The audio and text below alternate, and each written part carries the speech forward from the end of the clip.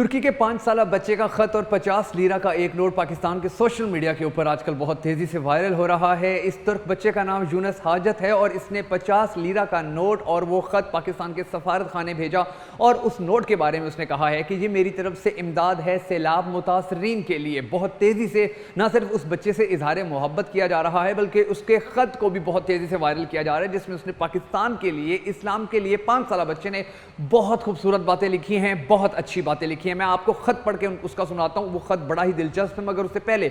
آپ کو اور ہمیں سب کو مل کر دعا کرنی ہے کہ اللہ تبارک و تعالی پاکستان اور ترکی کی جو دوستی ہے، جو تعلقات ہیں، ان کو مستقبل میں مزید مضبوط کرے اور دونوں ممالک ایک دوسرے کے بھرپور طریقے سے کام آتے رہیں، ساتھ آتے رہیں اور یہ محبتیں ہمیشہ اسی طرح برقرار رہیں۔ اگر آپ بھی اس دعا کا حصہ بننا چاہتے ہیں تو آمین ضرور لکھیے گا۔ اب میں آپ کو اس یونس حاجت نامی بچے کے خط کا جو متن ہے وہ متن سناتا ہوں جو بہت ہی دلچسپ ہے۔ اس بچے نے اپنا خط شروع کرتے ہوئے لکھا ہے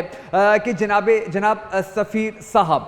پاکستان کے اندر جو سیلاب آیا ہے اس سیلاب سے ہم بہت زیادہ اداس ہیں، اور اداسی کی وجہ یہ ہے کہ ہمارے پاکستانی بھائی، یعنی کہ میں اس کی تھوڑی ڈیفینیشن بھی بتاتا جاؤں گا کہ ہمارے جو پاکستانی بھائی ہیں وہ اس وقت مشکلات کا شکار ہیں۔ انہوں نے ساتھ میں یہ بھی لکھا کہ ہماری تمام تر ہمدردیاں اپنے پاکستانی بھائیوں کے ساتھ ہیں۔ میری والدہ روزانہ قرآن مجید کی تلاوت کرتی ہے پاکستانی بہن بھائیوں کے لیے، اور ہمارا پورا خاندان اپنے پاکستانی بہن بھائیوں کو ہمیشہ اپنی دعاؤں میں یاد رکھتے ہیں۔ اس کا آخری جملہ خط کا بڑا زیادہ امپورٹنٹ ہے، مگر اس سے پہلے جو جملہ ہے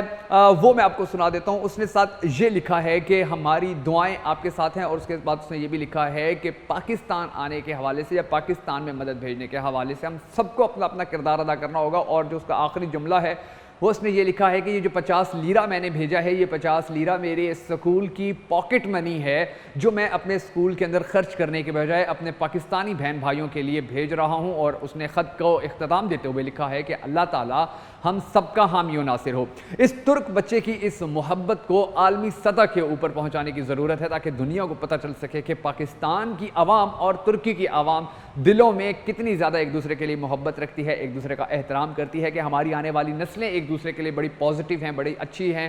بڑا پازیٹیولی سوچ رہی ہیں۔ مگر اس کے ساتھ ساتھ ہمیں یہ بھی یاد رکھنا ہے کہ دنیا میں کسی بھی علاقے کے اندر اگر کسی بھی انسان کے اندر کوئی بھی مصیبت آتی ہے، مشکل وقت آتا ہے، تو جو ہماری تعلیمات ہیں، اسلامی تعلیمات، وہ ہمیں اس بات کا درس دیتی ہیں کہ ہم قومیت کی شناخت کو یا مذہب کی شناخت کو نظر انداز کرتے ہوئے